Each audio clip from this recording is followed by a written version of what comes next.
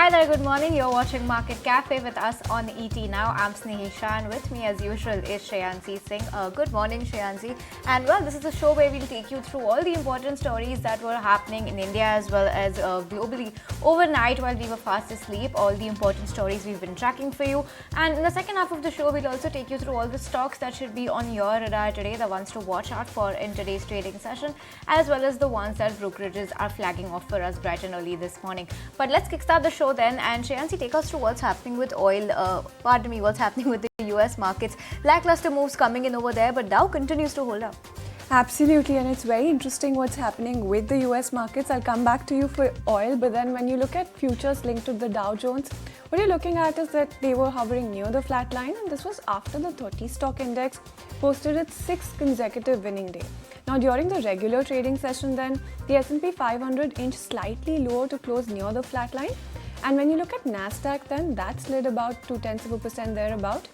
A slate of falling tech stocks weighed on the indexes, including Uber and Shopify, both of which had recently reported quarterly results. We'll be talking about Uber later as well. But when you look at the 30 stock Dow, that was the outperformer of the major averages, adding more than 170 points, keeping up that streak like I mentioned.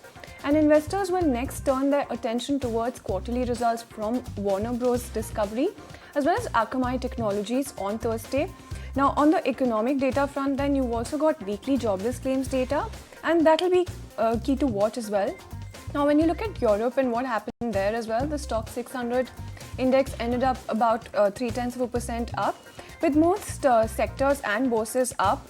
And in the positive territory, food and beverage stocks were up 1.8%, mining stocks dipped 1.3%, and when you look at DAX as well, you're looking at gains coming in of about 0.4% there as well. So good moves coming in for Europe. Can't say the same for Wall Street, barring Dow Jones.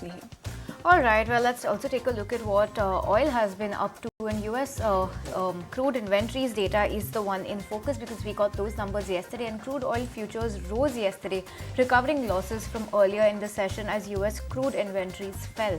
Oil prices found support after US commercial crude stockpiles declined by 1.4 million barrels in the first week of May, according to official data from the Energy Information Administration, which is the EIA. The decline was a surprise compared to industry data that indicated 509,000 barrels build up. Prices have come under pressure as of late on rising inventories, with US stockpiles surging in the last week of April. Now, WTI June contract has ended just below that $79 per barrel mark, nonetheless up 61 cents or almost 0.8%. Year to date, the US crude oil has risen by 10%. On the flip side, Brent July contract is at $83.58 a barrel, up 42 cents or 0.5% uptick coming over there as well. Year to date, this global benchmark has risen 8.5% too. Now, oil prices have fallen more than 7% since reaching their April highs when traders bid up prices on fears that Iran and Israel will go to war. Investors have largely sold off the war premium since then, with Morgan Stanley removing $4 per barrel of risk from its oil price forecast for the year. But that was from Morgan Stanley. Let's also continue talking about oil, and Goldman Sachs also no longer expects OPEC Plus to raise production cuts in the June meeting. The bank said the inventories have recently surprised to the upside, and as a result, the model now estimates only a 37% chance of a production increase decision in June.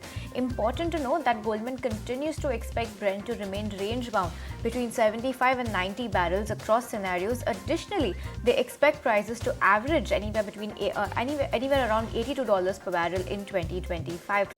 If you like this video, then like, share and subscribe to ET Now.